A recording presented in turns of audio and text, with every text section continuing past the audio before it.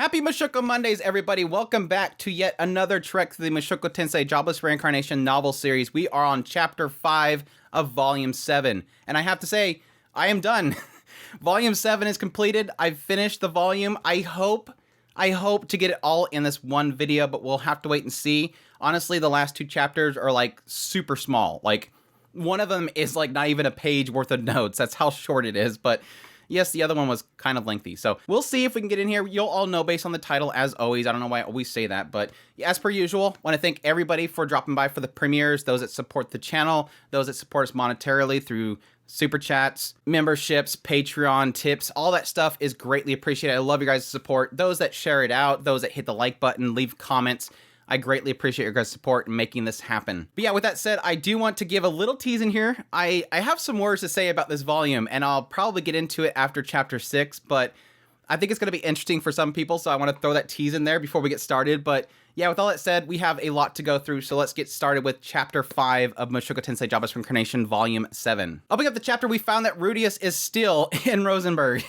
A year has pretty much passed since he got there, and he's still there. Despite the fact that he's already got his name out there, he hasn't heard anything about Zenith, and he was kind of planning on moving to the next city before then. Once again, he finds himself celebrating with Counter Arrow. Yes, after everything that happened with Sara, he's kind of just hanging out with Counter Arrow a lot. Like 4 out of 5 times they invite him to go somewhere, he goes to Counter Arrow. He's comfortable with them. He's pretty much becoming a member of their team. And yes, it kind of knows the fact that things are different between specifically Sara and him. Every time they go on a mission and camp and whatever, she always stays with him. She's always kind of sitting next to him and striking up conversation with him. She talks about her past, the fact that her father was a hunter, and that's why she's been practicing bow ever since she was little, despite the fact that we mentioned earlier that it's kind of inconvenient to be an archer in this world. Rudius mentions the fact that his father was a knight, how his father always wanted to trade in his boy in swordplay. But yes, he was better in magic. About how they hired Roxy and Roxy trained him. About how she was a demon, yet she tried her best amongst the humans. She was so straightforward, and she didn't let it get her down whenever something bad happened. You know at this point that Sara's mood would kind of sour depending on the topic. I kind of assume based on what they're kind of going through right here, she doesn't want him talking about some Roxy girl.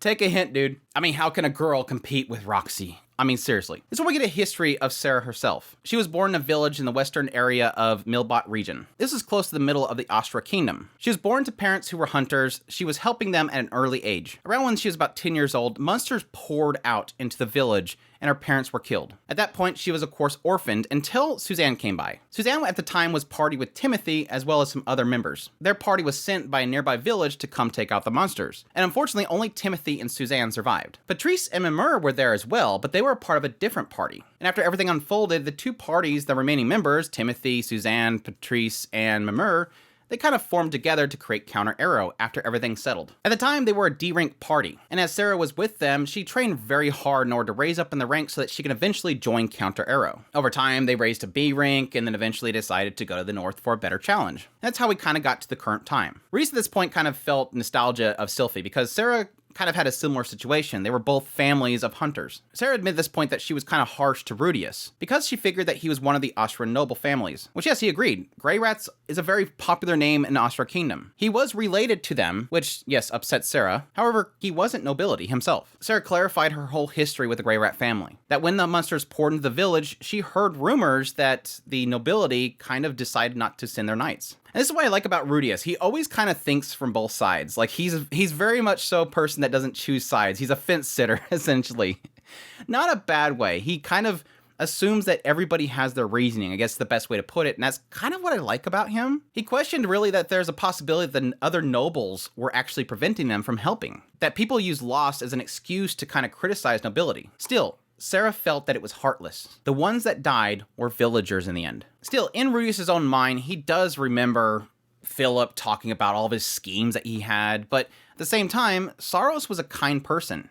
He cared for his people that he ruled over, and that yes, those that ignored the people and ruled over them, but didn't live amongst them, particularly those that lived in the capital, they had no concern for their region or its citizens. And they impede on those that might otherwise help. Saros was a victim of this mindset, and he lost his life for it. In the end, Rudius couldn't fault the nobles. They lived in their own world, and they fought their own battles that were before them. Again, Rudius kind of living on the fence, and that idea that, yes, he sees that nobles are nasty. They scheme, they fight each other, and yes, the people below them are sort of caught in the crossfires of that.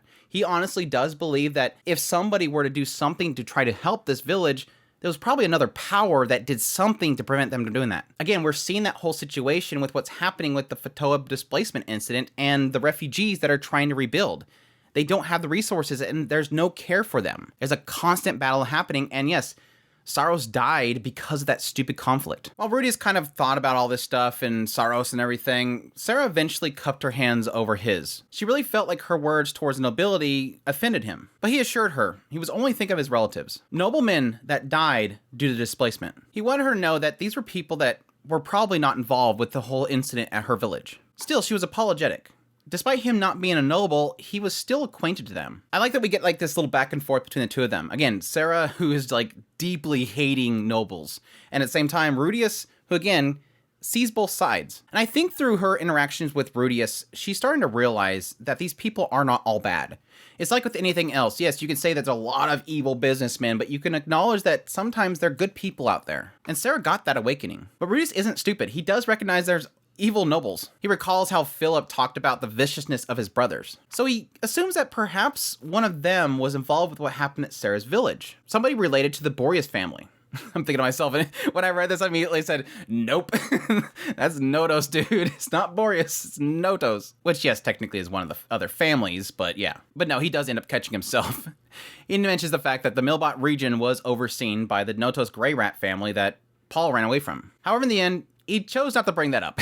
It's probably going to complicate things with Sara. Still, he was lucky that the people that he knew from nobility, they were good people. At this point, Sara reads the room. She decides to change subjects. Which, yes, Rudius recognized that some certain other girl failed to do that. But no, Sara was actually wanting to learn how to use a sword more. We kind of mentioned in the previous episode that, you know, they had that whole incident with the Frost Drakes and how they were in close quarters. She had to draw a sword. Well, that knife, not really a sword, is now broken, and she's looking to actually improve her sword skills. Rudius figured at this point that her bow would have broken more than her sword because she used it so much, but she does, you know, kind of mention the fact that she's good at actually creating her own bows, which is a good skill to have as an archer because, as we mentioned before, archers isn't a really popular job, so most of the shops don't sell bows. She even mentioned the idea that if her bow were to break, she'd probably go to a nearby forest and get branches from the treants and use that to craft a new one. But yeah, she figures because Rudius is a intermediate ranked swordsman that he would probably know his way around a sword shop. So she invites him to go with her to go shop for a new one. She's gained a little bit of money and she wants to buy a new sword. To which, yes, he's like, no, I don't really know anything about swords, but sure, I'll help you. And she's like, okay, cool, let's do that. To which, yes, Timothy and Suzanne overhear this and immediately are like, oh, that's charming, the two of you going out together. The following day, Rudius really had to kind of struggle with himself. He did not want himself to get carried away. Again, he's still reeling over the whole situation with Eris. He doesn't want to get his hopes up with Sara. So he's mulling over what he's going to wear. He doesn't want to dress himself up too much and set that expectation and everything. They were getting along, but he didn't want himself to think that she was interested in him in any way, or that he would go anywhere. Just be yourself. Be normal Rudius.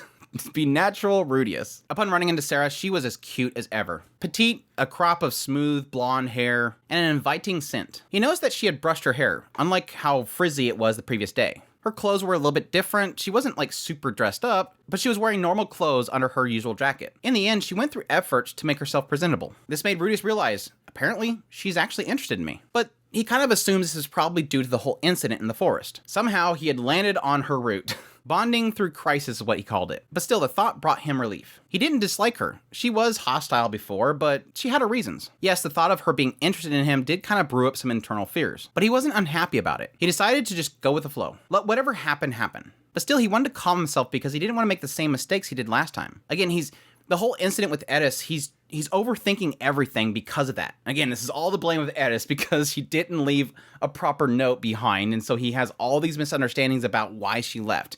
And so he's overly thinking about everything he did in the past that he doesn't really understand what he did, but still he assumes that he did something, and so he's overthinking everything as this whole incident happens. And in the end, he almost wants to distance himself from Sara. After they get together, they start to go towards the shop. And as they're going along, he mentions the fact that they were actually traveling in like an adventurous formation, like just close enough so that if something happens, you can move right next to each other. It's like, he's been adventuring for so long, he's actually thinking about when he's on a date, how they're in an adventure formation, and I got a kick out of it. Eventually, they arrive at a weapons shop called Remat Store. This is a store that was operated by an enormous headquarters that was in the Ashran capital of Aris. Aris. Despite Boscherant's production of magical implements booming and their availability for higher quality stuff at a higher price, their selection was limited. So he kind of assumed that Sara picked this particular shop because she was looking for a better selection. As they came in, they had an assortment of weapons in there. Swords, staves, whips, maces, and clubs. The only thing that was missing was lances and spears, which, yes, Rudius here acknowledges the reason why is because they were kind of considered as taboo. People didn't want to wield them because they were seen as these evil devil's weapons that was carried by the Superds. It's kind of funny that an incident like that so long ago still sticks in the mind of people as being like this thing that's evil. As they were looking through the selection, they avoided anything that was high quality blades that were overpriced. Despite them being enticing and several of them being enchanted, their focus was on mid-tier weapons, which were all basically made by famous smiths. They were sturdy, sharp, and well balanced. They were expensive, but yes, if you're in battle, you want something you can rely on. You don't want something that easily breaks. And low quality ones, yes, while brand new, they're good. They need to be maintained, otherwise they'll break over time. Which, yes, most people kind of do use these weapons and they kind of discard them once they kind of use them up. Sara had trouble deciding, and Rudius honestly decided to get one as well. He knows that, yes, I got one in the Demon Continent, but it was really crude, and I think I replaced it in the King Dragon Realm. So he kind of figures, I'll buy a new one. At this point, Sara held up two different swords, and she asked for Rudius' opinion. One had kind of a curved shape to it, which he kind of figured would be perfect for carving her arrows. But at the same time, he knew that it probably wouldn't have any sort of impact in combat, while the other one was a lot more thicker and, yes, would have that impact. So he's like, well, you could probably buy both of them, and she's like, no, I can't do both. Obviously, having two on each hip, it would make it very difficult for her to be able to shoot her bow. So he suggested the thicker one, while at the same time buying a separate knife to do her fletching, basically. Which was a good idea to Sara, but unfortunately, she didn't have that much money, to which he kind of offered, I'll help you pay for it, and she vehemently is like, no, I don't want you to pay for that. I don't want you to do that for me. And he's like, no, it's okay. I can help you out every now and then. Still, she insisted she pay him back. Apparently, this was a thing about Sara. She hated owing people money, so she went out of her way to help. He mentioned that typically he would have her repay him by, taking watch for him or whatever. After this, we get a little bit insight into magical implements a little bit. They kind of check out a couple shops. Some of them, the windows were lined with expensive wares that costed a year's worth of earnings. Magical items in this world were largely things like household appliances or objects with beginner level magics. The research into these items was progressing, but the objects produced were relatively crude. He gives an example of this one item that would be kind of like a lighter in our world. It would spit out fire when you would channel mana into it. While it sounded like a convenient tool, this thing was the size of his fist. So not like a lighter. I'd be curious if they'll eventually get into more of this stuff, because yes, technically we are in the northern area where, yes, magical implements is a thing. And so far we've only really heard about the one that melted the snow and this lighter. So I'll be curious, since we're in this region and that's kind of a thing that's being researched up here, if eventually we'll learn, I don't know, this kind of goes back to the whole thing with Nanahoshi, how if this world itself is bringing technologies from our world into it through, those that might be isekai in this world, and how that affects the magical implements themselves. Well, you have washers and dryers that are made from magical implements. Eventually, they found themselves going to a bar. They didn't want to go to a fine restaurant because he knew that Sara wasn't really well versed in dining etiquette. Over drinks, they talked about getting new gear. She talked about how she wants to get a new breastplate because, yes, she's filling out, which he doesn't really get right off the bat. So he's like, why would you need one? It's fitting you just fine. She's like, no, I'm growing, so it's getting a little tight. And he's like, tight? What do you mean? Which, yes, flusters her a little bit. She mentioned the idea that he should probably get a new robe eventually because it's fraying at the cuffs, but it seems like he's kind of partial to it, so he's going to hang on to it for a little bit longer. And again, this is the robe that he got way back in the Demon Continent, the gray one. He found the conversation with Sara to be really refreshing. He actually enjoyed talking to her, and it seemed like she wanted to talk to him. This is completely in stark contrast to his experience with Edis. Edis didn't like this kind of chat. She didn't like talk about clothes. She didn't like to talk about much of anything. Over time, Sara became tipsy. She admitted that she actually felt very comfortable around Rudius, and so it made her kind of drink more. Eventually, he realized, is this my chance? She's really getting cozy with him, getting up really close to him, so he decides to put his hand around her waist. Eventually, their eyes met, and she put her hand on his. He thought at that point, I've decided. Let's do this. We're gonna do this. It's time to forget about the past and move on. It's time for his next romance. Things with Eris were over. He says to her, it's getting late.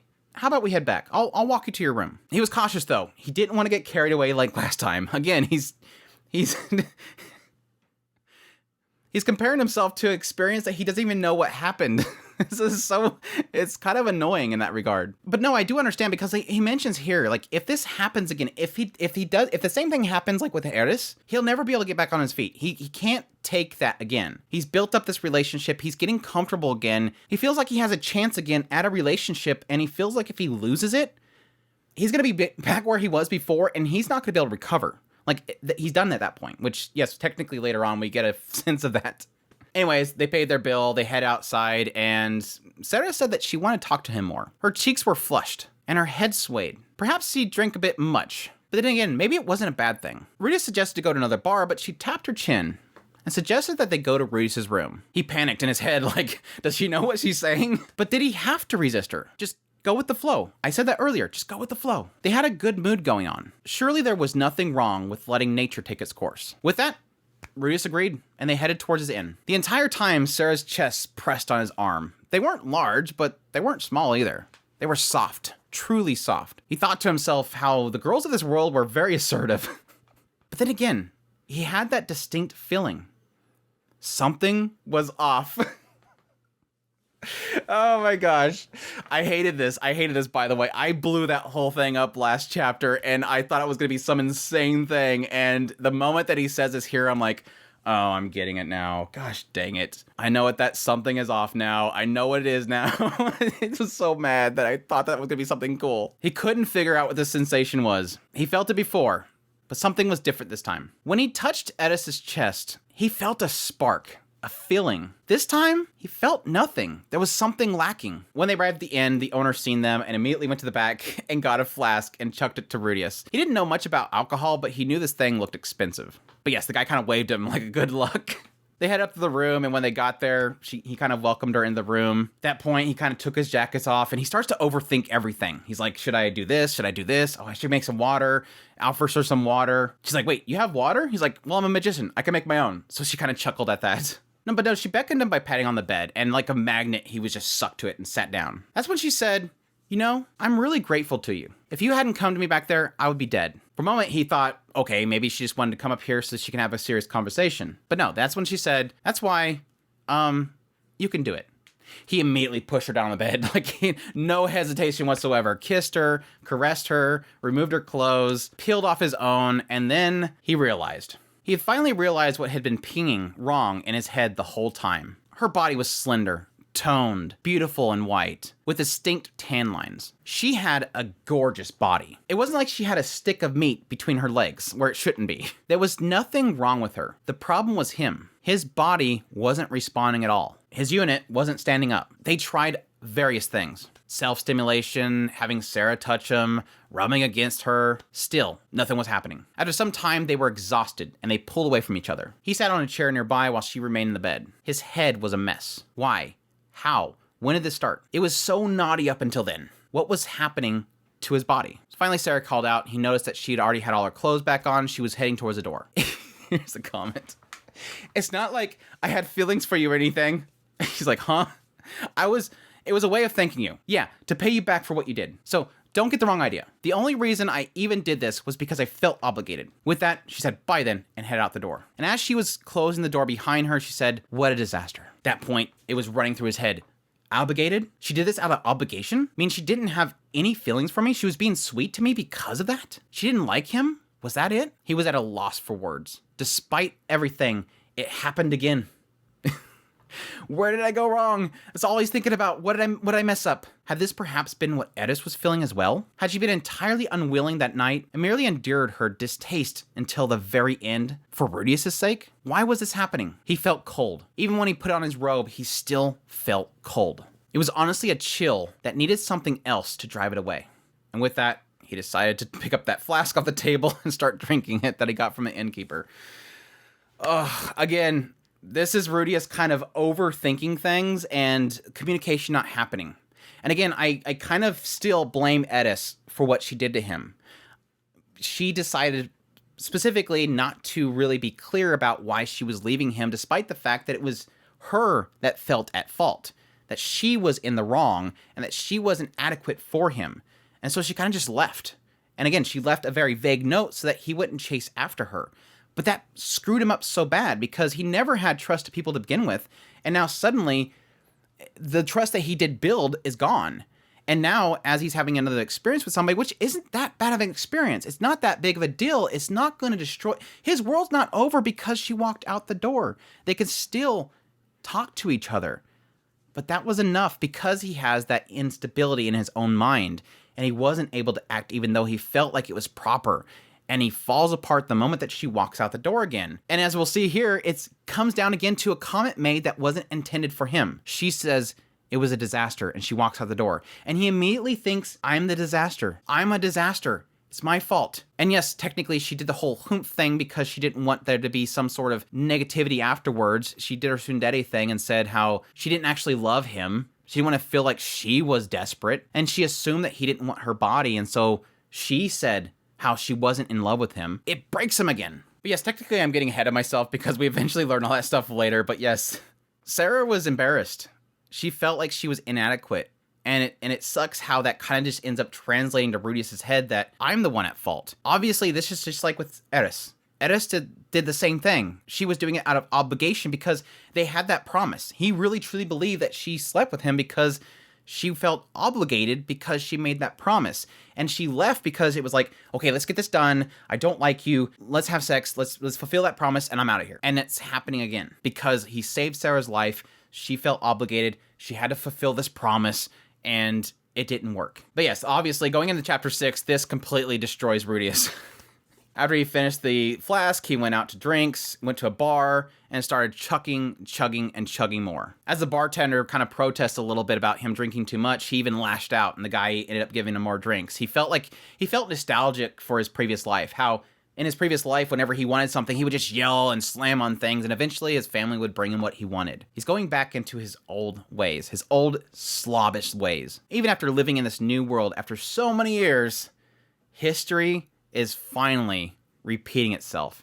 He's back to how he used to be. That stood out so much when I read that, like, oof, like, oof. Even still, he cursed as he continued to drink. Even got to the point where his head started to spin. He knew that it was probably alcohol poisoning, but yet it felt good. Who cared if he died, as long as he was feeling good? And that's when somebody yells out, "Oh, what's this? Well, if it ain't Quagmire." Yes, it was Soldat. He yelled out to Rudius about how he's gonna ruin the booze if he stayed there and told him to get out. But Rudius didn't respond to him, so he plopped down on the stool next to him and kept berating him. Hey, you hear me? Look at me. I'm talking to you. He was wearing his usual maliciously mocking expression. What the hell is with you and that depressed look on your face? Let me guess, something awful happened. Not surprising. Whenever something doesn't go your way, you just run and run. Smile like a complete moron and wait for those around you to comfort you. Right? That's exactly what... Boom. Rudius clocked him right in the face. Rudius clocked him right in the freaking face, and he just fell back off the stool. You little Soldat got back on his feet. Rudius hopped off his stool, grabbed him by the collar. And that's when Rudius went on a massive rant. What are you getting so pissed about? You're the one always pick and fight with me. This is exactly what you wanted, isn't it? Soldat says you, and he punches him again. If I could be like you, if I could disparage and belittle other people while boasting about my own achievements, even as people resented me and my heart was filled with jealousy as they all began to hate me and turn away, if I can go through all of that and still have your kind of attitude, I would. I don't want people to hate me. That's why I smile like that. What bothers you so much about that, huh? He kept punching him and punching him. Why do they all leave?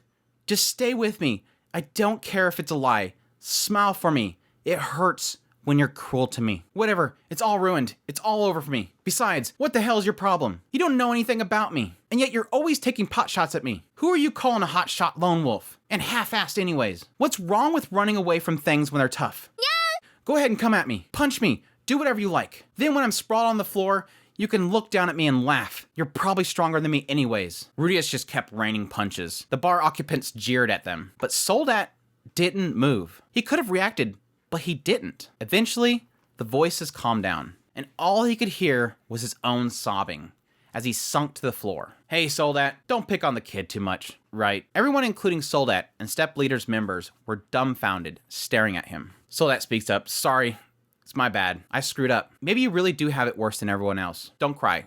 I'm sure good things await your future. What the hell do you know? Well, drink up. Then you could tell me all about it. maybe we could figure out something, or you can at least let it off your chest. So, try those tears. Soldat smacked him on the shoulders. Rudius found himself talking to Soldat over drinks. He even admitted to Soldat about the fact that he couldn't get it up and that a girl left him. And the entire time, Soldat wasn't making fun of him. Instead, he acknowledged what was causing him to feel down. They even found a place in the corner where they can talk privately. And Soldat even pushed him to drop formalities. You don't gotta put up a mask by speaking all stiff and formal. You're just lying to yourself when you do that. You keep lying to yourself, and it's like a poison that builds up. It's fine to be polite, but be yourself. At this point, Rudius explained everything about Eris, her disappearing. I knew it all along. Soldat was a cool dude. Now, it goes against my previous theory that Soldat's like some dude that knew somebody like Rudius and they died because they did exactly what Rudius does. But still, it kind of just confirms this idea that underneath that mean nature of Soldat, he's kind of a cool dude. You just gotta get past that, I guess, barrier that Soldat's one of those people that's cool to the people that he gets close to, I guess. Like those that are under his wing, he's a cool guy. It's just that anything that's outside of his wing that bugs him, he doesn't know barriers, I guess.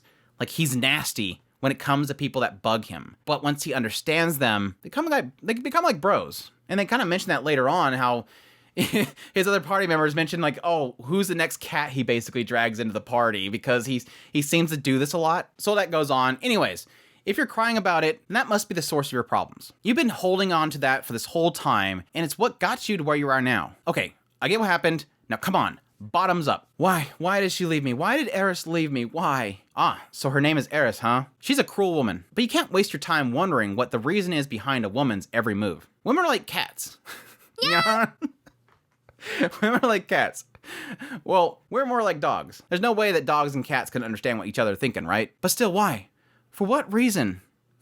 Based on my experience, when women suddenly disappear like that, it's because you screwed up on something immediately before that. They suddenly get all pissy and go off on their own, saying they don't care anymore. Something I did immediately before? So I guess I really did suck at bed. It's best not to come up with your own conclusions on exactly what got her riled up. Whatever you come up with is probably gonna be wrong. If you apologize thinking that's what it is, they'll get upset at you and yell, "I'm not even upset about that." I don't even know what she is, so I can't apologize. Yeah, I get that. I do. It's just gonna be depressing if you keep going on like this. So that's words perfectly captured Rudius' feelings. His expression hadn't changed. He had his usual look of utter resentment at the world. A sarcastic, mocking expression. Still, that was just his face. Rudius realized that his words were sincere. Again, that's kind of that whole misconception that I think a lot of people have, especially Counter Arrow. This guy's a mean dude, which yes, he's still technically a mean dude. But that's just kind of how he always sees things. Finally, Soldat comes up with an idea. We gotta fix it. Let's fix you. If that's the source of your problem, you gotta override it with the same thing. So, he proposes to take Rudius to basically the red light district, the pleasure district of this town. Leave it to a pro to override his feelings about what happened, essentially. Eris left them after they slept together. He's broken now, so obviously, just override that experience with something else. He's only done it once. Have a pro really show him how it's done. But yeah, with that, they headed over to the Pleasure District. It was the first time Rudius had been there. Honestly, he was kind of avoiding going there altogether. But they weren't settling on just anything.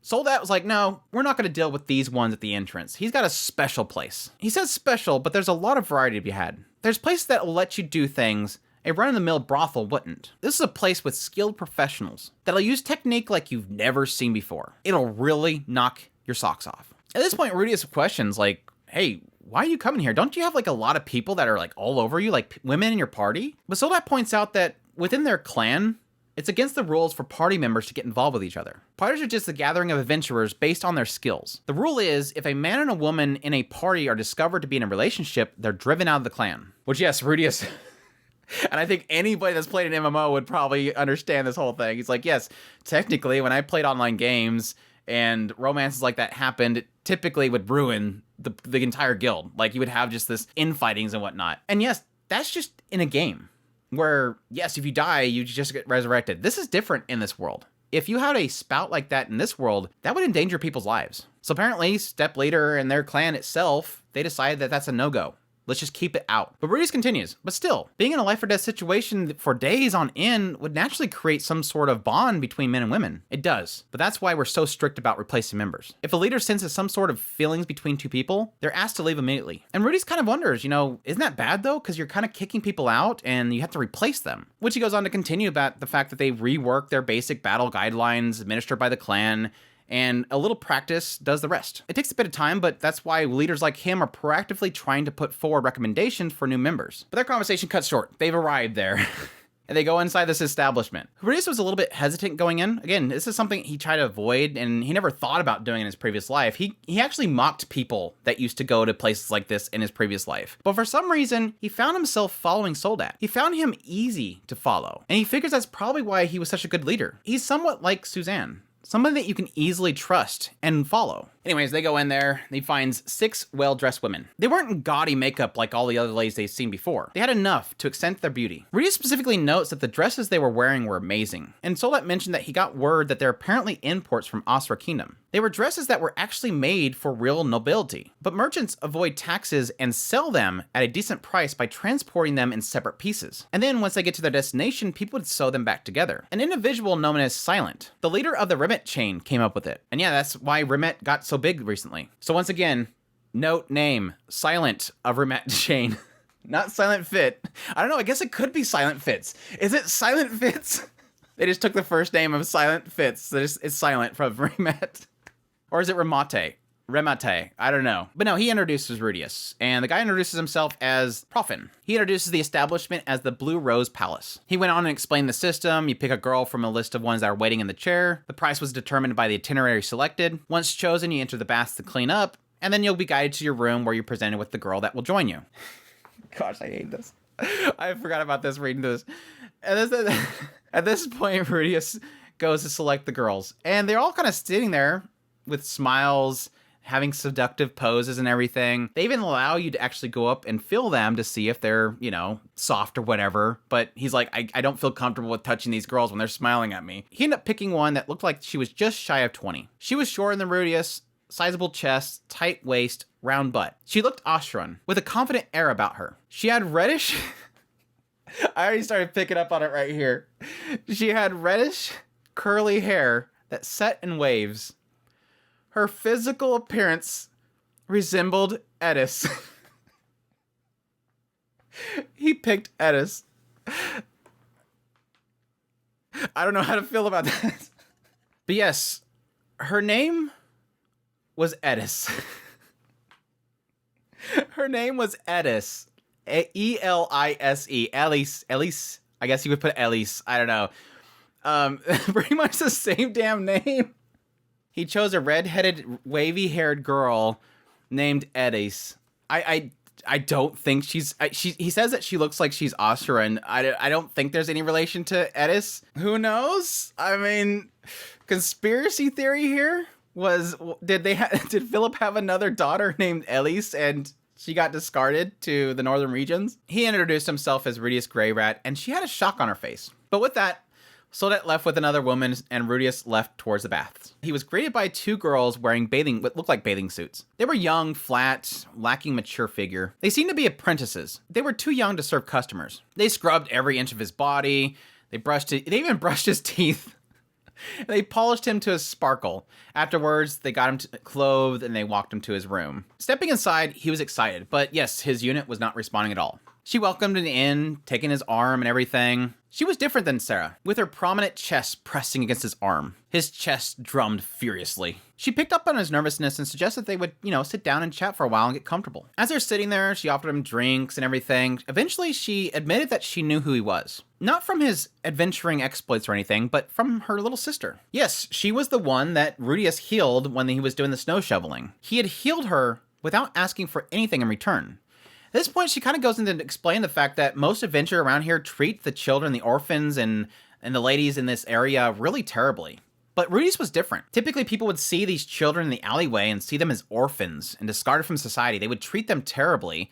And then eventually one day, those orphans would grow up in this district and then start serving these same adventurers and hold that malice. Rudius admitted that, yes, I kind of see them the same way. Seeing these kids in this alleyway, I'd assumed they were orphans. They seemed worlds apart from the women that were working at this brothel. But then again, he realized, yeah, the ones that bathed him earlier, those young ones, he recognized their faces from those alleyways. It was the same girls. But anyway, she kept kind of pouring on to him about how great he is and how he was so kind to her and didn't ask for anything in return. But he almost felt like it was lip service. Like she was saying all this stuff to lie. Like there's no way that this was the same girl. She's probably making this stuff up to just kind of butter me up. Avoiding the lip service, he asked if they can get started, which she agreed. And she going over to the bed, beckoned him over. And yes, it all felt really sensual. It felt like an illusion, like if he was in a dream. It was enough to make him believe that, yeah, I can definitely do this. But yet, simply put, it didn't work. Elise apologized profusely,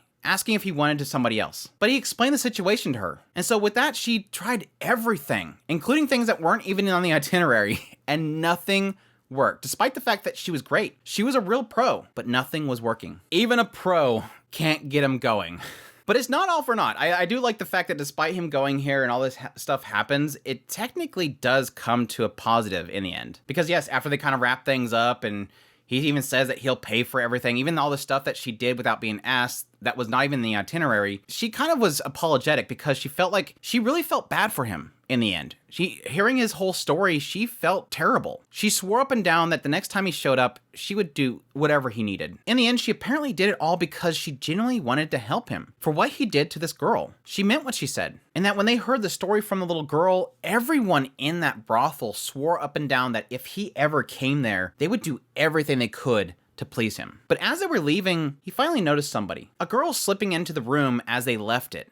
It was the girl that he helped. She was telling the truth. That girl was there. It was like her little sister. Yes, Elise does admit that it was partial lip service, but yes, that girl was technically her sister. And yes, in 10 years, when that girl got grown up, she would accept him sincerely and not with flatter. Which yes, Rudy's realized you're probably just trying to get me to become a return customer. They unfortunately weren't able to convince the owner to waive the fees, but still, upon Elise's request, he did give Rudy some additional time with her. So she decided to escort him out of the district. There was a bar next door that was attached to it, which apparently Soldat was over there. And they go in there to find him with a couple women talking about his grand adventures and everything. Upon seeing Rudius, he yelled out, "Oh, Quagmire, how'd it go?" She tried a number of different techniques on me, but nothing worked. So it was a dud. How the hell do we fix this? He thought for a while. He mulled it over, even though Rudius had given up. "Hey, what do you think?" Elise spoke up. "Me? I'm afraid I don't have an answer beyond regretting that I couldn't be more help." "Well, how did he compare to your other customers? Was there anything that stuck out to you?" Oh, I couldn't possibly compare him to the other customers. That would be..." "Come on, just say it." Lord Rudius seemed to be, well, frightened of women. He came across as very timid whenever he talked to me, looked at me, or touched me. "Go on." "Perhaps if his partner were someone he didn't have to be afraid of, someone he could be certain wouldn't hate him no matter how things turned out, he might be able to do it."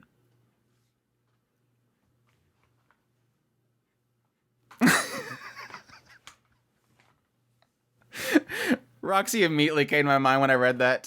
"You got anyone like that?" Soldat asked. And yes, Rudius shook his head. But for a moment, Roxy came to mind. But that wouldn't work. Roxy was someone he respected more than the entire world. Therefore, the number one person he wouldn't want to hate him. I hate this so much. It's like Roxy is literally the person that they're describing. Somebody that shouldn't want to hate him. Somebody that truly does care for him. Somebody that so far that he knows hasn't destroyed him by walking away from him. And yet, in Rudius' mind, he doesn't want to touch that. Like, I respect and adore Roxy so much. And I've had now 2 experiences with women where just getting near them and close enough to them made them walk away from me. He's afraid of touching people now. That's literally what we're describing here. He is unable to perform because he's terrified of his experience after what happened with Edis. And then it happened to Sara. And every woman he gets close to, he's afraid of touching them because they'll run away from him.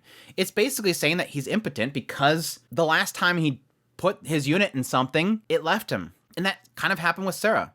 It happened with Edis, and he's afraid of even doing that with Roxy. Like, he's afraid of touching people now. So like I said earlier, I kind of got frustrated by this a little bit with this section, but it technically explains what he's going through. It explains, in the end, he did at least find out there might be an answer. Like, your answer is to go to somebody and be with somebody that you're comfortable with and that you're not afraid of. Elise continues, "I don't think that's something that he'll find immediately. It's something that has to be built gradually, over time." "Yeah, I figured." After this, Rudius drank while Soldat and Elise kind of continue to discuss his whole situation. Again, despite the fact that he'd given up, Soldat continues. Like, he's continuing to try to figure out how to fix Rudius. Like, he's genuinely trying to help him. However, their conversation cut short because they had to close, and so they all kind of stumbled out into the street and headed back out of the district. They were smashed walking out in the street. Hey, Rudius, what? You know, when I'm in a labyrinth, I try not to rush things. See, the further you go down the labyrinth, the stronger the monsters get. You're gonna find sometimes the bastards even team up with each other. If you panic and run in blind, you're just gonna get your ass handed to you. So you take time fighting monsters on the first floors, so you can then settle into a formation and get used to things. This is really effective, okay? Because lots of those monsters crop up again on those other floors. Yeah, effective. Got it. So one should observe your opponent's movements on the previous floors, grow accustomed to how they battle, and then move to the next, right? Yeah, that would be effective. It's like the so.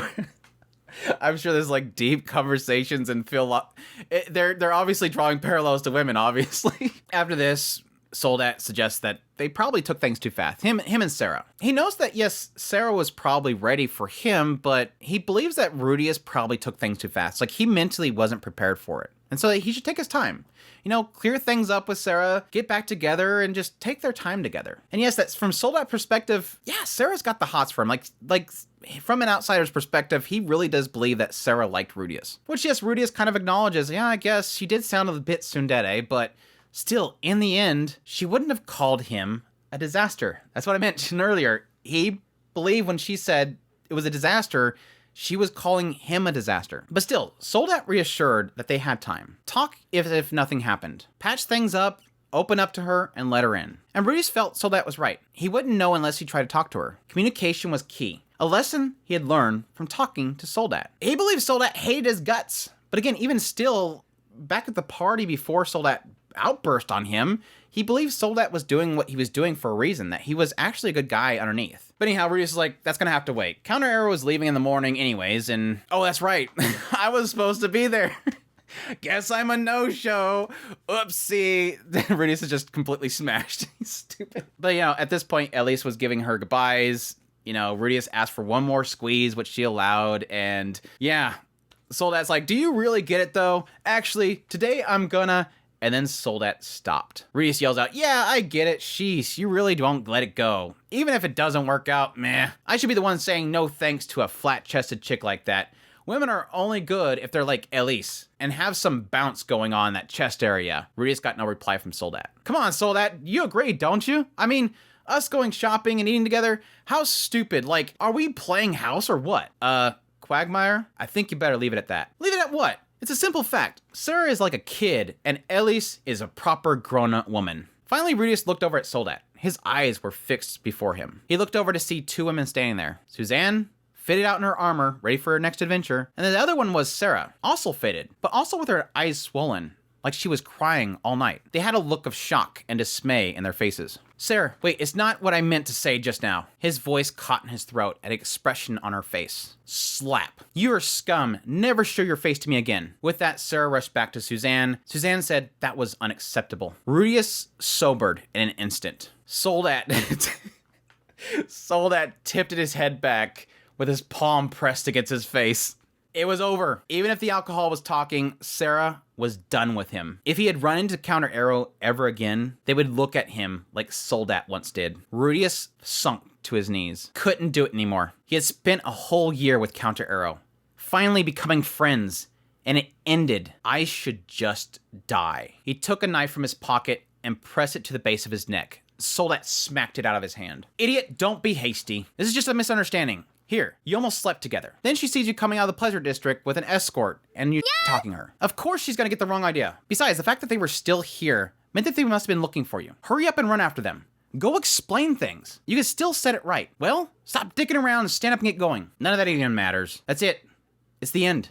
I don't want to do it anymore. Soldat slapped him over the shoulders again. Then why don't you go home instead? Yes, Rudius contemplated. He can go home. He doesn't have the willpower to go on by himself anymore. He's not mature enough to do things on his own.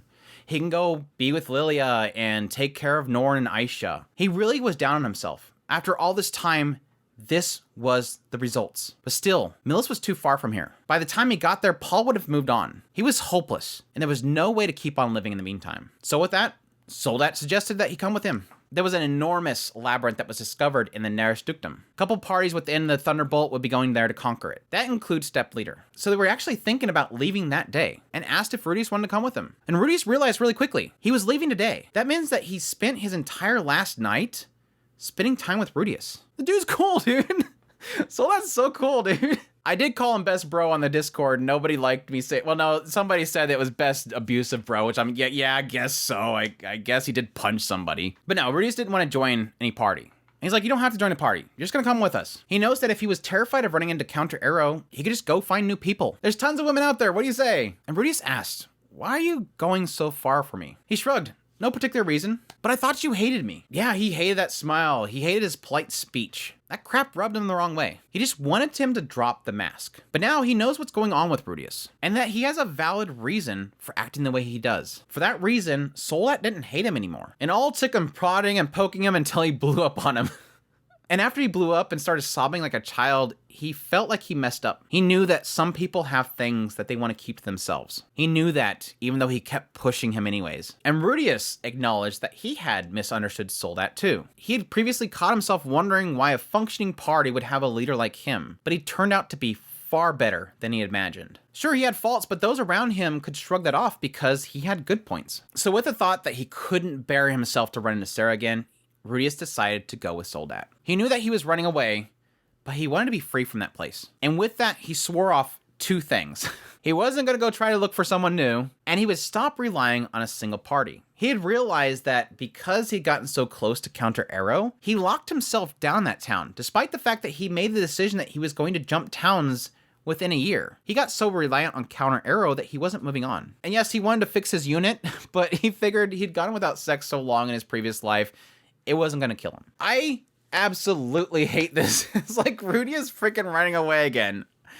I will admit, this is where I was talking about earlier, where I was going to talk about this at the end of chapter 6, but this is pretty much the point in which we conclude Rudius. I mean, we get a little brief snippet of him in the extra chapter, but honestly, Rudius, I will admit, people had confirmed before that, yes, Volume 7 is technically something wrote later from the web novel. Like, it wasn't in the web novel. And it was something they wrote for the light novel. And it kind of explains this gap between the point in which he left Eris all the way into, I'm guessing, whatever happens in Volume 8. And so, yes, there was a side of me that goes, well, then, is this volume even needed? And yet, I still loved it. Like, every bit of this volume, I really did enjoy it.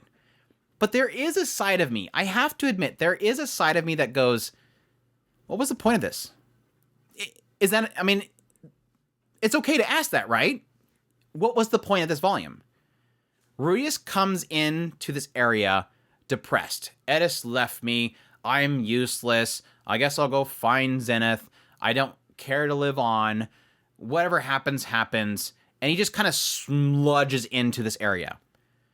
And then he starts to build up confidence, and he gains party members, and he meets Sara, and he gains confidence, and then he gets a partner in Sara, and then he fails to perform. And then he breaks everything. He screws up and people leave him once again. And he goes right back to where he was before.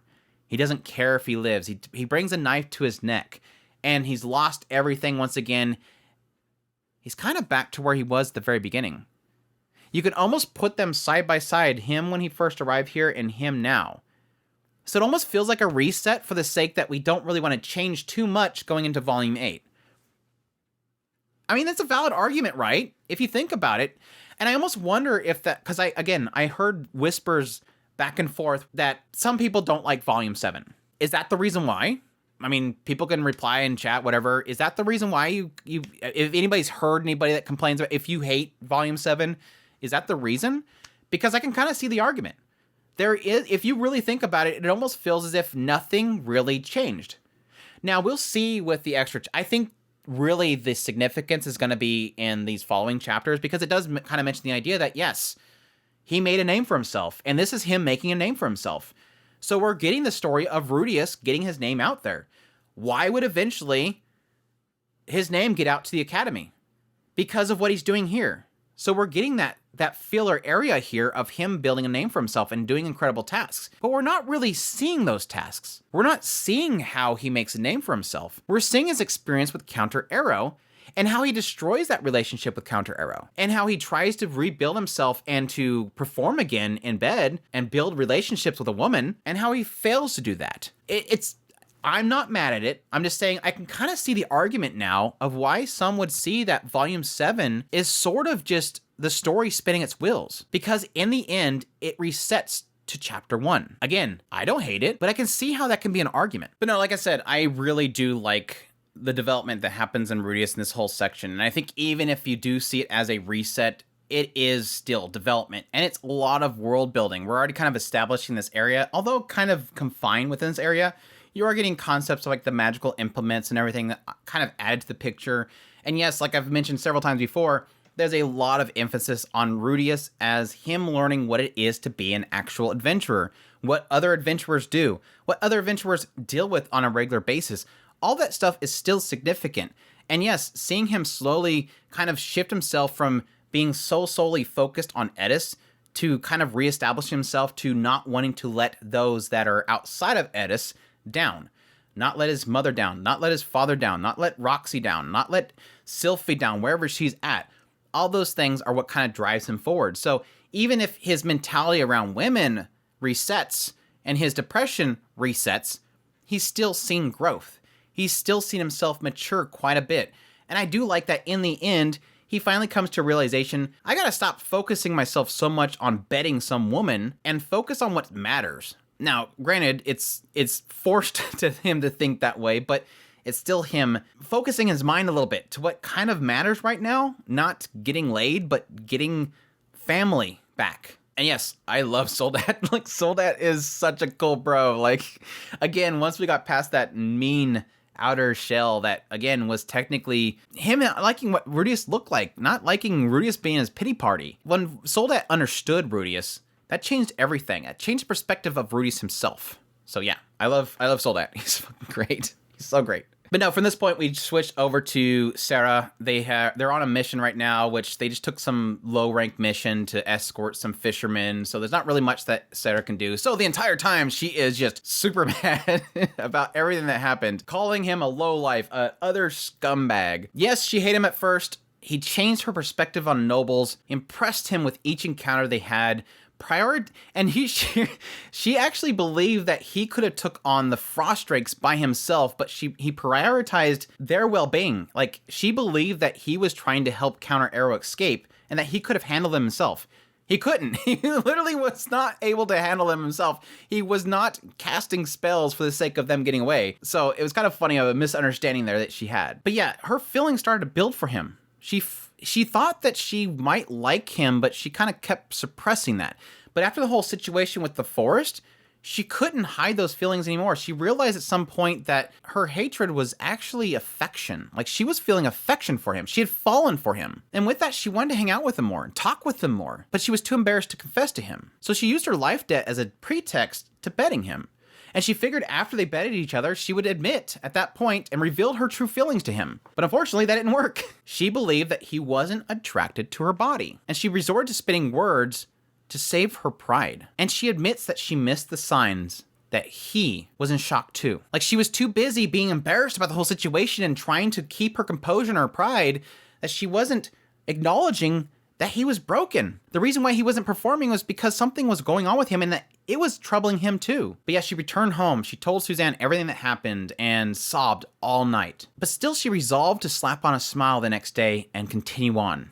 Because again, they were supposed to go out on an adventure together that next day. However, she didn't see Rudeus the next day. And they found out from the innkeeper that Soldat had dragged him out. They were afraid that Soldat was going to do something to him. They were afraid that he was going to hang him up somewhere. So they rushed everywhere to try to find him, fearing the worst. And they eventually found him in the red light district. Unbelievable. After Sara failed to satisfy him, he ran off with Soldat. The guy that they hated, he ran off with Soldat, drank the same alcohol that they would not drink with them. Again, Rudeus never drank with them. He slept with a prostitute because Sara couldn't satisfy him, and laughed as he recounted how unattractive Sara's body was. Her affection for him instantly turned to loathing. Now, if she was older, she probably would have remained calm and tried to think things through, but she was young and she had a habit of lying to herself and ignoring the truth. Everything she had seen and felt had to be fact. Suzanne nearby was more mature than that. Yes, she had heard and seen the same things, but as her emotions cooled down, she realized that something was off. That wasn't the Rudius that they knew. Something had to have happened to Rudius. Based on her past experiences, which I'm hoping eventually we'll finally find out what that is,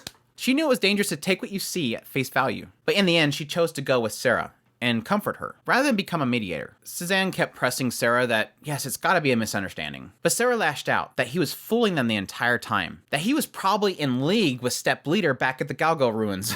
Gosh, we're getting some crazy conspiracy theories going on now, Sara.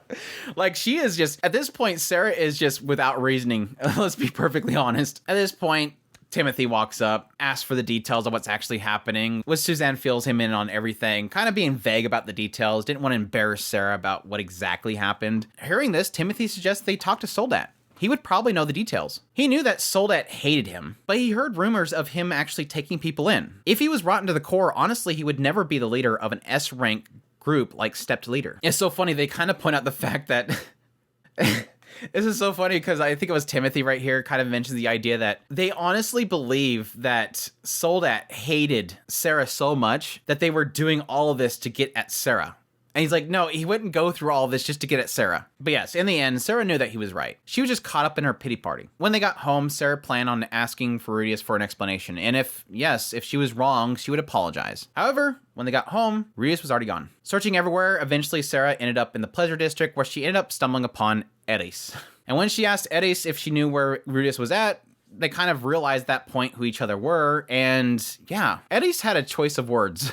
What do you plan to do when you find him? Back him to a corner again? Back him to a corner? I just wanted to ask him about yesterday. Very well, then I'll answer for you. At this point, Eris divulged everything. Despite the fact that their policy is to not talk about what their customers say behind the doors, obviously, she told her everything. She felt like she needed to tell her. Impotence? It's an illness where men aren't able to get it up anymore. He's already greatly saddened and upset about the situation. What more do you plan to say to him? No, if you don't realize how hurt he was, then you're not ready to be his partner. Don't you think you should give him space? Yeah, I guess so. Sara honestly had no defense. She took her leave. Sara ran into Suzanne, who confirmed Rudius had left that morning. But Sara had no intentions of chasing after him. Instead, she returned to her room. Not only was she in pain, now she knew Rudius hurt as well. Digesting this into the late hours, she finally mumbled, I would have at least liked to apologize. But she was afraid of pursuing him. Afraid he might not listen. Afraid he'd push her away. Him leaving town meant that he rejected her. But she hoped that one day they'd meet again and that she could apologize. Well, at least it didn't end as bad as typical. Like, at least Elise was there to explain the situation. We don't have a full, complete issue like what would happen to Eris. Like, Eris, again, when she left this dumb note that broke Rudius completely. At least this time around, the one that's leaving first gets an explanation. And I think even with the whole situation with Sara, that's not something that Rudius is going to misunderstand because he understands that he screwed up and thus there's no misunderstanding there. Now, granted, you can say the fact that what Sara said as she left the inn was a misunderstanding that Rudius now keeps to himself, but it's not as bad as a situation. I think both sides understand each other. It's a much more mature breakup than what would happen with Eris. And I think that's, again, an improvement. It still sucks, but it's an improvement. But no, I honestly really was happy that Sara ended up running into Ellis. Like, getting that explanation and her really truly understanding the situation, which makes me really, really like Edis. Edis is much better than Edis. I don't know. I wish we got some art of her. That's a little bit unfortunate that we never got any sort of art. I think it would be in, like, maybe the shot where Rudius is coming out of the district with her or something like that would have been a nice art. But no, I kind of feel bad that is it for Sara. I don't know if she comes in later. I don't need to know. I don't need to know. But that is sad that might be all that we get of her. I'm assuming that we get more of Soldat going forward because obviously Rudius was Soldat, but I'm going to stop there. I am going longer than I thought I would be going, and I don't think I can fit epilogue in here, but I don't think I can fit extra chapter. So unfortunately, I'm going to stop here. So we're going to have another week just for this volume. I apologize, but again, just what I'm working with computer-wise, I can't go further physically than that. Otherwise, my computer dies. So maybe eventually one of these days I will get better equipment and I can start doing longer videos. But for now, I am technically limited on the equipment that I have. So I apologize for that. But yeah, really cool last 2 chapters. Again, I do agree with people that I understand the aspect of that reset. And again, I kind of wonder, and I might ask some more people now that I'm kind of gotten this far, what their thoughts are on that whole aspect. But again, like I said earlier, I do see the significance of this volume, especially the extra chapter. I think that's a nice setup for the whole academy and everything like that, which we'll get into in the next week. But I will admit that I think my biggest disappointment in this volume is just how abrupt everything falls apart. It's understandable, though, because when you think about it, that's what really truly breaks Rudius. Everything's going well. He's joined Counter Arrow. Everything's going fantastic. He's gotten close to Sara. Sara was the only kind of issue he was having within Counter Arrow. And after he saved her life, and again, finally produced some sort of results which really bolstered him, he broke it all. It started falling apart very quickly. Again, he isn't able to perform. She storms out. He believes she hates him. He feels like the same thing happened with Sara that happened with Edis. And everything's falling apart. And then after going out with Soldat, and it's still not working out, him finally realizing, oh, I guess I can fix things, but then insulting her, and then they're there. And I like how it emphasizes the idea that when Sara slaps him, runs back to Suzanne, and they leave together, what goes into Rudius's mind is that I can't do it. The next time I see these people, which he's going to run into them a lot. Every time he goes to the Adventure Guild, he's going to see Counter Arrow. And he's terrified of the thought that when he sees them, they're going to have the faces of Soldat looking at him in disgust and anger because he, the whole time, was lying to them, that he betrayed them, that he hurt Sara, and that he was talking terribly about her body. He couldn't imagine 4 Soldat faces looking at him. And that was enough to push him to run away. Once again, Rudius runs away from his situation. There is a frustration there that after all this, almost it feeling like he's starting to mature, he's still childish in how he really treats people. Like, it's so easy to run away. It's more difficult to face your issues. And he's chosen, once again, run away from it. I can't deal with it. Run away from it. What happened with Paul way back in Milshin? The moment that he had that one bad interaction with Paul, they fought each other in the bar. Norn ran up and told him to stop. Everybody looked at him like he was the bad guy. What did he think immediately? He just got reunited with his father and his sister. And what was his immediate reaction to one fight? I'll leave. Tomorrow morning, I'll leave. Rudius is so good at running away. And I'm wondering at what point he's finally going to stop running away. Like Soldat almost seemed like he was instilling upon Rudius to not run away. But whenever you get that moment when Rudius finally stops running away, that when something bad happens, when he has a miscommunication with somebody, when he has a falling out with somebody, he decides to actually confront it and fix it. I think that is going to be like when that moment happens in one of these volumes, I hope eventually it happens, I'm going to be the first one to start cheering. Like, holy crap, Rudius finally stopped running away from issues because he's really good at that. And again, that kind of plays into who he is. I'm not saying he's a flawed character. Well, he's a flawed character, which is a good thing. Actually, that's good writing. It's not like he's a bad rote character, I guess is the best way to put it. That was his previous life. What happened in his previous life? He did something wrong in a line. He started getting bullied by people. They strung him up on a fence. They stripped him naked, and they took pictures of him. They laughed at him, and he ran away and locked himself up inside of a house for his entire adult life. He ran away. And now in this new life, yes, things were going well, and then the first moment he runs into conflict, he runs away. He can't take it. He can't take people's veering eyes at him. And that was this case with his incident with Paul. He's seen the entire bar looked at him, just like those kids looked at him back at his schooling. And he ran away. I can't take this. His heart started panicking. He was pretty much having a panic attack. He had to get away from it. And the thought of going back and trying to fix things with Paul made him vomit. And now it's happening again. I screwed things up. Sara and Suzanne are mad at me. They're going to go back to Counter Arrow and tell them everything that happened. And the moment I see them, I can't do that. He can't go into that room and see them look with those same looks on their faces. So he decides to up and run away. Soldat gives him an opening. Why don't you return home? It's too much. I can't go back there. Dad won't even be there anyways. That would be a good option. Then come with me. If you can't deal with them, let's go meet new people. Just keep resetting, Rudius. That's going to fix your problems. I do believe that Soldat's mindset there is okay, because he sees that Rudius is literally willing to take his own life. I can't do it again. I'm just going to end it. Obviously not mature enough to do anything on my own. And Soldat sees that and at least gives him an out. Like, here's some options. Take options. You can find something else. Don't immediately give up on your life just because of this one incident. So it's okay that Soldat suggests that. But at the same time, it is sad that Rudius chooses that option to run away and run away and run away. I think it's kind of a gut-wrenching reaction here that Rudius has in the idea that him leaving the Fatoa displacement area, the region, and going up to the north, trying to find his mother, again, was his way of getting away from somewhere that reminded him of Eris, and to technically play into what Paul wanted him to do, which was find his mother. But again, it was him just trying to get away from things, finding a place to die. And it was sad that everything he built up fell apart. And his immediate reaction to that is that I can't do anything by myself. I'm not a grown-up.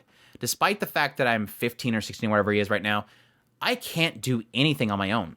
I'm a failure. Everything I've just built all this stuff up. I built up my reputation and I just destroyed it all. I can't do anything on my own. That's why he wants to go back to Paul. I'm obviously not grown up enough. I need a parental figure to take care of my life. I'm useless by myself. But I think in the end, Rudius and Sara, I don't find this to be that bad of an outcome. Honestly, what Rudius and Sara were doing wasn't a good thing. And it kind of goes into play with what happened with Edis. And Rudius acknowledged it there. Edis wanted to bed me because she was depressed. She just learned that she lost everything and she's trying to make a new family. This isn't right. And yet still he did it. But we did learn from Edis's perspective that there was so much more than that. So it's not a bad thing. Edis wanted to lock Rudius down because she loved him so much and didn't want to lose him. From Sara's perspective, it's almost similar to Edis in the idea that over time she gradually loved Rudius and she wanted to confess to him. But the problem is that Sara didn't really truly understand what Rudius was going through. And I think in the end, it would have been a mistake for Rudius himself because he is technically still in a bad position. He's still not healed from everything that happened with Edis. And every time he thought about getting with Sara, every time he thought about having a relationship with Sara, what is he always thinking about? Time to discard Edis. Time to stop thinking about Edis. Time to move on from Edis. It's never about, I love Sara. It's never about having feelings for Sara. And I think in the end, that is ultimately why he can't perform. Yes, Edis believes that he can't function with somebody that he's afraid of. He's hesitant when he touched me. He was hesitant when he spoke to me. He didn't perform with Sara because he was afraid. But I think it was more of the aspect that he wasn't able to perform with Sara because he just has no feelings for Sara. Again, what did he say when he touched Edis? He felt a spark. Her chest, he felt a spark. He felt love. He felt affection. He felt attraction. That wasn't the case with Sara. Well, he did have attraction because he said that Sara's body was perfect. There's nothing wrong with her. She's perfectly gorgeous. She's got the tan lines and everything. But something was missing. I still hate the fact that I overplayed that whole thing and it ends up being something so, I guess not simple, but not as incredible as I thought it was. Like, there's got to be somebody nearby. What's off? Is it the earring? He's talking about the earring. What's about the earring? Where was it at? It was in the buffalo. Something terrible's happening and he's trying to figure out what it is. No, it's because he's seen her crotch and nothing happened. It was my grand theories about what was off about that moment. It all came down to the fact that he's seen her wet underwear and what was underneath it. And her leg, how gorgeous it was, and how he had to thank her for being able to see her leg and everything. And what was off is that Timmy didn't want to say hi. Not Timothy, but the other Timmy. You know what I'm talking about. Frank. Frank didn't want to say hi. It's going to happen. It's going to happen with these novel analysis. I assure you, I'm going to overplay something and then I'll find out it's something stupid. But again, it's important for Rudius, and that's why the writer puts so much emphasis on it. The emphasis that something doesn't feel right, that should be this way. Which he mentions somewhere, I think in this chapter, where it's like, normally, my guy doesn't want to stop getting up. But suddenly, now he doesn't want to get up. But no, I really respected how persistent Soldat is. Like, it's not just the fact that he's like that best bro character, and again, figures out that Rudius is hurting. He sticks with Rudius. That's the key thing. It's not that they figured out that Soldat's a cool dude and Soldat hangs out with Rudius. It was the fact that Soldat never gave up on Rudius. No matter... And it's funny because Soldat hated Rudius because he was always sulking. He always had that face on, that fake facade, and he hated it. He was disgusted by Rudius. And he always lashed out on him. And the moment that he finds out why Rudius is that way, he realizes, oh, he is hurting. He does have a reason for being that way. And that was why he let him keep punching him.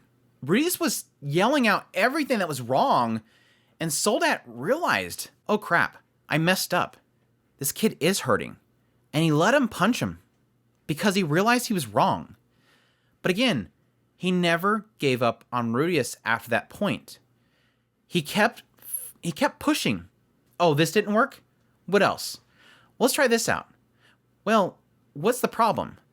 Well, would this work? Like, he keeps, like, even though Rudius gave up, his heart was broken because even a pro couldn't fix me. Soldat sat there with Elise and kept trying to figure out next step. Next step. That's a sign of a true leader. Somebody that's not willing to let go of their own members, leave them behind, abandon them. I can't fix this healer, so I'll just leave him behind. He's a true leader because he's willing to stick by his members, find out why they're flawed, try to fix those flaws, and move forward improved. It's a perfect leader. Like, Soldat's a perfect leader in that regard. It's amazing to think about that, which makes me really hope we get more Soldat later on. I think he's a perfect leader in that regard. He never gave up on Rudius, despite the fact that Rudius gave up on himself. And it hits even more to know that literally Soldat was leaving that next day. Like, they were traveling the next day. Like, he just went to the bar, they were gonna have a couple drinks, he was probably gonna hit back to the inn, go to sleep, rest for the travels the next day. But no, he stayed with Rudius that entire night and stayed there at the bar waiting for Rudius to come out to see if everything got fixed. He didn't here it is. He didn't half-ass it. Like, that's exactly what he told Rudius. He didn't half-ass it. He didn't bring Rudius there, give him up to somebody and say, okay, that'll fix it, I'm out of here. No, he didn't half-ass it. He went through the whole thing. Really respect him for that. I really do appreciate his character so far. I forgot to mention it earlier, but yes, the picture they had in Volume 7 of Sara at the shop, she looked gorgeous. Like, gosh dang it, Rudius, she looked gorgeous. What the hell is wrong with you? I know what's wrong with them, but gosh, she looked good. Sara looked super good. Anyhow, that is Volume 7, Chapters 5 and 6. Again, I apologize for not just completing this volume, but that was kind of my mindset that I had going into recording this. I don't want to rush things just to get the whole thing done. As many people have told me before, take your time. Don't rush through things, and I think that's the key thing for me to make sure that I don't not talk about things that come to mind as I go through it. Sometimes I do try to kind of trigger thought processes of segments as we go through it, and I don't want to rush it, that way I miss things. I will see, I think the first chapters of the next volume are really long, so I might just do these final chapters next week, put that up as next Mushoku Mondays, and then we'll have one big starter for Volume 8. Because like I said, I think the first chapter is like really long in Volume 8. So I do have a lot to talk about with the extra chapter. So I think we'll have plenty to go for the next Mushoku Mondays, but just keep that in mind. In the Discord, we even discussed possibly doing like a tier list or something like that after each certain amount of volumes. And I'll think of something to possibly put at the end of this volume. I kind of did the same with the end of Volume 6 because I didn't have enough to really kind of have a proper Mushoku Mondays. So I went ahead and did the map thing, which I think was really cool. A lot of people enjoyed it. So I'll probably try to think of something else to put in with the next week's Mushoku Mondays just to give a little extra space there. It just depends on how much I really talk about those last 2 chapters. So anyways, I hope you guys enjoyed this Mushoku Mondays. If you did, make sure to hit that like button down below. Leave me a comment. Thank you to everybody that was in the premiere. Love talking to you guys. Additionally, as always, I greatly appreciate everybody that shares out this content, gets the word out for Mushoku Mondays. Those that join the Discord and chat up in there. All the supporters through Patreon, our tips link, our super thanks, all of the members of the channel itself. I greatly appreciate everybody's support. You guys mean so much to me. And until the next Mushoku Mondays, y'all take care.